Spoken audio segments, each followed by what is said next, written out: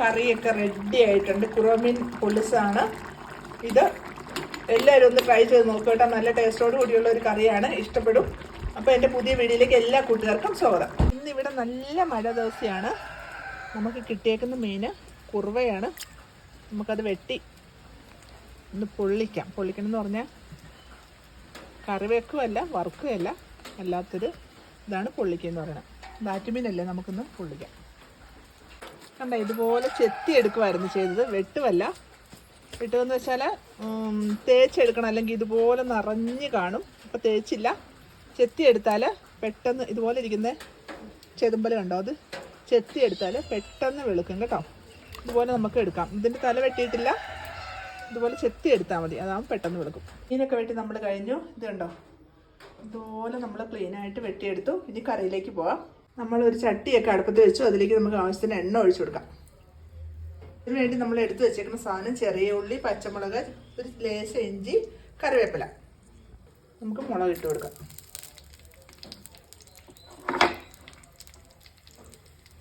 ഇതിലേക്ക് ഇഞ്ചി,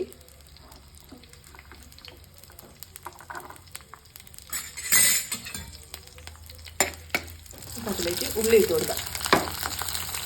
റെഡിയായി വന്നിട്ട് നമുക്ക് അതിലേക്ക് ആവശ്യത്തിന് മുളക് പൊടി ഇട്ട് കൊടുക്കുക. 2 ടീസ്പൂണ് കാണുവേ മുളക് പൊടി ഇട്ട് കൊടുത്ത് അതിലേക്ക് ഇനി തക്കാളി, ഒരു ചെറിയ തക്കാളിയാണ്, അതും കൂടി ഇട്ട് നമുക്ക് നന്നായിട്ടൊന്ന് വഴറ്റിയെടുക്കണം.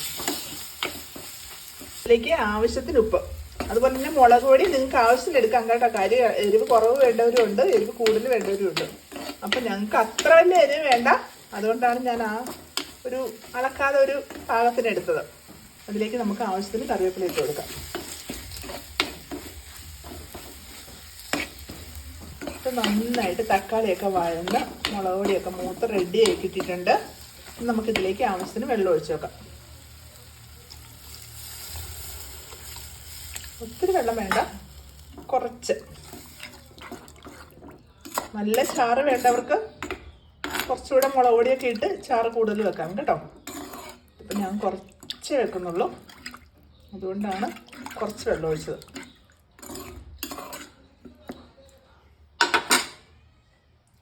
ഇതിലേക്ക് നമുക്കൊരു ചെറിയ കഷ്ണം പുളി ഇട്ട് കൊടുക്കാം. കുടംപുളിയാണ് ഇട്ട് കൊടുത്തത്. മീൻ പെറുക്കിയിട്ട് കൊടുക്കാം. അപ്പോൾ നമ്മൾ മീൻ മുഴുവൻ പെറുക്കിയിട്ട് നമുക്കൊന്ന് ചെറുതായിട്ടൊന്ന് ഇങ്ങനെയാക്കി കൊടുക്കാം. എന്നിട്ട് മൂടി വെച്ചാൽ ഒരു 10 മിനിറ്റ് കൊണ്ട് നമ്മുടെ കറി റെഡിയാവും. നമുക്കൊന്ന് മൂടി വെക്കാം. നമ്മുടെ കറിയൊക്കെ തിളച്ചിട്ടുണ്ട്.